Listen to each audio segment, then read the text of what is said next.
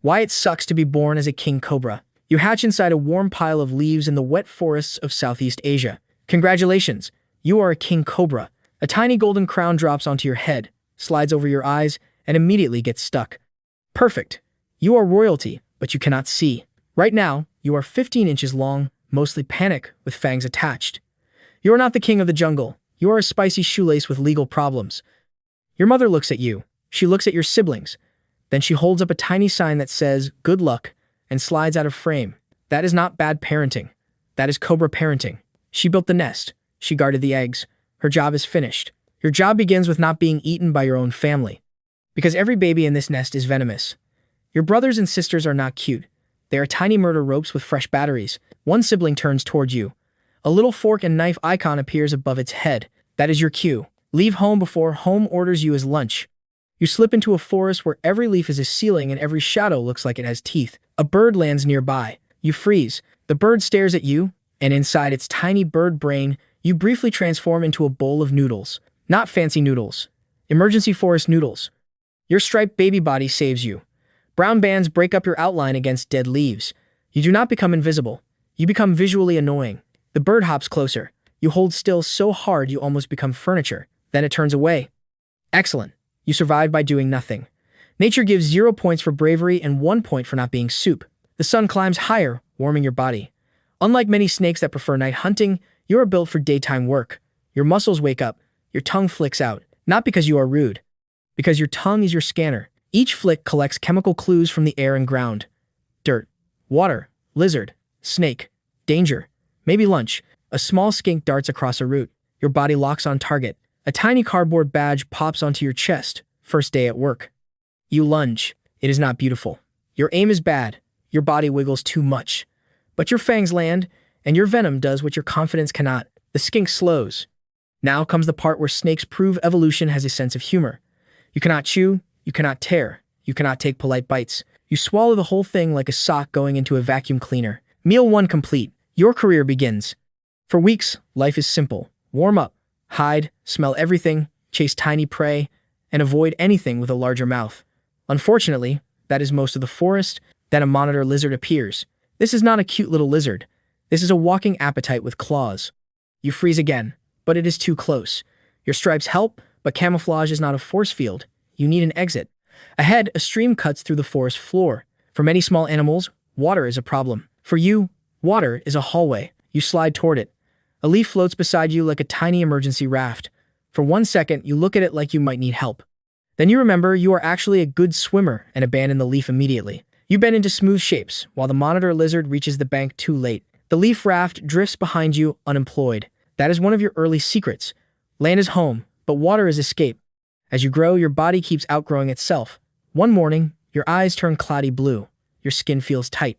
Your whole body itches like you slept in a sweater made of ants. You rub your face against rough bark like the tree owes you money. The old skin splits near your mouth, and you slowly crawl out of yourself. When it is over, the empty skin stands there for a second, like a creepy snake mannequin. Then it collapses. You look brighter. Your senses feel sharper. You also spend hours half-blind and vulnerable, because every upgrade needs a terrible loading screen. You will do this again and again while you are young. Growth is useful. Growth is also unpaid laundry. Months pass. You are longer now. Stronger. Braver. Which is dangerous, because bravery is often stupidity wearing a better hat. One afternoon, a mongoose-shaped problem moves through the leaves. Your body rises. Your ribs behind the head swing outward. Your neck spreads wide. Your hood opens. A little warning sign pops beside you. Expensive bite. The mongoose pauses. That pause is your inheritance. For millions of years, your ancestors survived because predators hesitated. 1 more second meant 1 more generation. So you stand there, tiny body lifted, hood flared, pretending to be a tax audit with fangs. The mongoose decides there are easier meals. Good. Your display worked because it was not empty advertising. Your venom attacks the nervous system, stealing movement from prey. The hood says, do not try it. The venom says, too late. By your first birthday, you are no longer a nervous shoelace. You are several feet long and much more interested in eating things that also have no legs, because king cobras are snake specialists. About now, the forest floor stops looking like random dirt and starts looking like evidence. Your tongue flicks. Your head turns. Your body follows invisible chemical trails across leaves and mud. A tiny detective hat appears on your head. A magnifying glass pops in front of your face. You are not waiting for dinner to walk past. You are investigating dinner. A rat snake passed here. Fresh trail. Moving uphill. To most animals, this is dirt. To you, it is a crime scene written in smell. You follow the trail around a log, across wet soil, under ferns, and toward a hollow root. The rat snake appears. You strike. The bite lands. Then you back away, because food with a mouth can still complain. The rat snake twists, slows, and finally stops. You open your jaws and begin the least elegant meal in nature, turning a long animal into a thicker you. A tiny menu appears beside you, snake flavor unlocked. Your stomach gives 0 stars for presentation and 5 stars for calories. As you grow, your meals get longer. The fights get uglier. You hunt rat snakes, kraits, small pythons, and sometimes other cobras. That last part is important. In your world, the scariest thing you can meet is another version of yourself. One humid afternoon, your tongue catches a scent that makes your whole body stop. King Cobra, close. Another cobra slides through the grass, head raised, hood ready. He has been following your trail. Maybe he wants your territory. Maybe he wants your body inside his body. Both options are rude. You rise. He rises. Your hood opens. His hood opens. The forest goes quiet, like every animal has paused the movie to see who makes the worst decision. He strikes first. You dodge. He misses. You counter and bite his side. Then you release and wait. That is the patience of venom. A bite is not the end. A bite is the button. Inside him, the venom starts shutting down signals between nerves and muscles. He tries to escape. His body refuses. He collapses. You approach carefully, because dead-looking snakes sometimes still have opinions. Then you eat him. Another small menu pops up. Royal snack added. This is the part nobody puts on the crown. A king cobra becomes royal because many other snakes disappear. Years pass. You become huge. Not fantasy huge. Real huge. Long enough to lift the front third of your body and raise your hood above grass like a warning billboard. You claim a patch of jungle with streams, shade, cover, and enough snakes to keep the kitchen open. This is your territory. A little dotted line appears around it on the ground, like you signed the forest with smell. Visitors are not welcome unless they are edible, and unfortunately for them, most visitors are filed under edible. But size is not free. You need more food. You travel farther. Every patrol can bring an eagle, a tiger, a human with a stick, or a younger cobra with confidence issues. Some days you swim across streams. Some days you hide while shedding, cloudy-eyed and annoyed, like the world's most dangerous sock in a laundry basket. Even at your strongest, your body has weak moments. Then mating season arrives. Your brain, which normally has 3 settings, hunt, hiss, and absolutely not receives a new command. Find a female. You follow pheromones through the forest. The scent trail curls over leaves like an invisible arrow. You find her under thick vegetation, calm in the way only a very dangerous animal can be calm. You approach carefully. This is not romance. This is negotiation with fangs. Then another male arrives. Of course he does. A tiny cardboard arena drops from above. 2 cheap spotlights turn on. Somewhere, an invisible announcer screams, "Cobra wrestling." You both rise, hoods spread, bodies twisting together. This is not supposed to be murder. The goal is to push the other male down and look impressive. No arms, no legs, just rope physics and ego. You press him down. He retreats. The female accepts you. After a slow coiling courtship, you leave quickly, because romance can become lunch. Now imagine you are the female. Your job is harder. After mating, your body prepares eggs. You search for the right place. Warm, humid, hidden, and not owned by something hungry. Then you do something almost no snake does. You build. A tiny construction helmet appears on your head.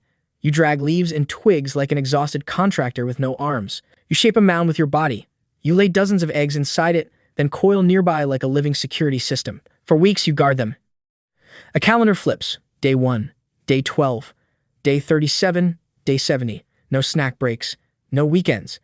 You sit beside the nest while the forest tries to steal your future. A lizard comes too close. You rise. It leaves. Another snake passes near the nest. You spread your hood. It suddenly remembers an appointment somewhere else. Motherhood, in your species, is not soft. It is hunger, with a job title. Then the eggs hatch. Tiny heads break out. Little bodies slide into the world, already armed, already dangerous, already confused. A crown drops onto one baby and covers its eyes. You leave. Cold? Yes. Necessary? Also yes. Because if you stay too long, hunger can turn even family into food. So the circle begins again. Tiny cobras leave the nest. Birds watch from branches. Lizards patrol the dirt. Siblings stare with tiny fork and knife icons. The jungle does not care that they are babies. It only asks if they are fast enough. Years keep moving. You survive season after season. You shed. You hunt. You mate. You defend your invisible map of scent. Then one day, the map starts to shrink. Your reactions slow. Your skin looks dull. Old patches cling longer than they should. Your strikes are still dangerous, but no longer perfect. Age does not arrive with thunder. It arrives as a half-second delay. On your 20th birthday, a tiny party hat drops onto your head. There is no cake, just existential dread. You rest near a stream when your tongue tastes him. Young King Cobra, large, hungry, confident. He slides into your territory with the disrespect of someone whose body still works. You rise. Your hood spreads, but not as sharply as before. The warning sign flickers. The young Cobra rises higher. For a moment, you are looking at your past. He is what you were, and you are what he hopes never to become. You hiss. He moves closer. The fight begins fast. You strike first because pride is one of the last organs to fail. He dodges.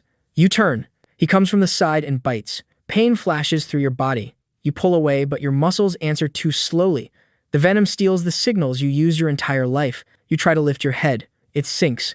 The younger Cobra waits, patient now, because he knows the rule. A bite is only the beginning. As your vision fades, the forest quietly resets. A baby Cobra hatches somewhere else. A crown drops over its eyes. A sibling turns toward it with a fork and knife icon. And the same old lesson begins again. You were born as food. You became the mouth. Then a younger mouth found you. The jungle does not keep kings. It only keeps the cycle moving.